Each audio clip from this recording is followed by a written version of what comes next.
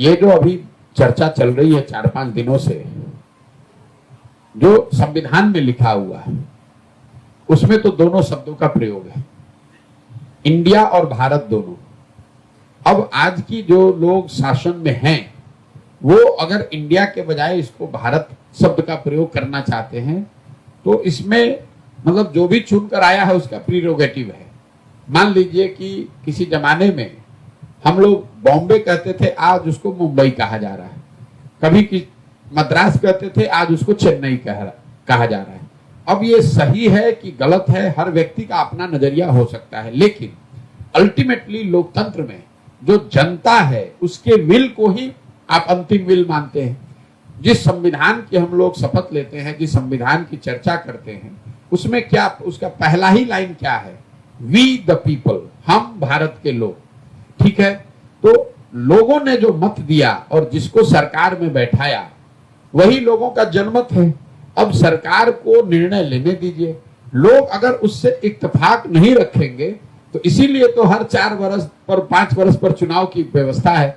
अगर सरकार जनता के इच्छा आशा अनुरूप काम नहीं कर रही है तो 5 वर्ष में सरकार को उसका खामियाजा भुगतना पड़ेगा। लेकिन अगर जनता उस बात पर ध्वनि मत से वोट दे रही है, लोगों को फिर वापस जिता रही है, तो आपको हमको अच्छा लगे या नहीं, आपको ये स्वीकार करना पड़ेगा, क्योंकि जनता से ऊपर तो कोई नहीं है देश में। कोई विद्वान, कोई इंटेलेक्चुअल, कोई ज्ञाता, कोई ज्ञानी ये नहीं कह सकता है कि हम बिहार में या देश में जनता से ऊपर हैं। तो जनता का विल ही अंतिम विल है। उन्होंने जिनको चुना है उनसे ये अपेक्षा की जाती है कि जनता के आशा अपेक्षा के अनुरूप आप काम करें। वो काम करें या न करें, जनता के पास इसीलिए व्यवस्था है कि हर 5 वर्ष पर जनता के पास ये पास होने के लिए आपको आना पड़ता है। अगर चुनकर गए हुए व्यक्ति जनमत के भावना के अनुरूप काम नहीं करेंगे, उनके विरोध में काम करेंगे, तो जनता अपने मत के द्वारा उसको जाहिर करेगी। और इसमें हमको आपको बहुत घबराने की जरूरत नहीं है। जनता इतनी बेवकूफ नहीं है। ये आपको हमको लगता है कि जनता को समझ में नहीं आ रहा है, पैसे से खरीदा जा रहा है, जाति में बटा हुआ। सारी कमियों के बावजूद जनता को ये समझ है कि उनके लिए क्या सही है, क्या गलत है। थोड़ा बहुत ऊपर नीचे हो सकता है, लेकिन लंबे समय में आपने देखा बड़ी बड़ी सत्ता में लोग, बड़े बड़े पावरफुल लोग इस देश में 10 वर्ष में जनता ने उखाड़ कर फेंक दिया।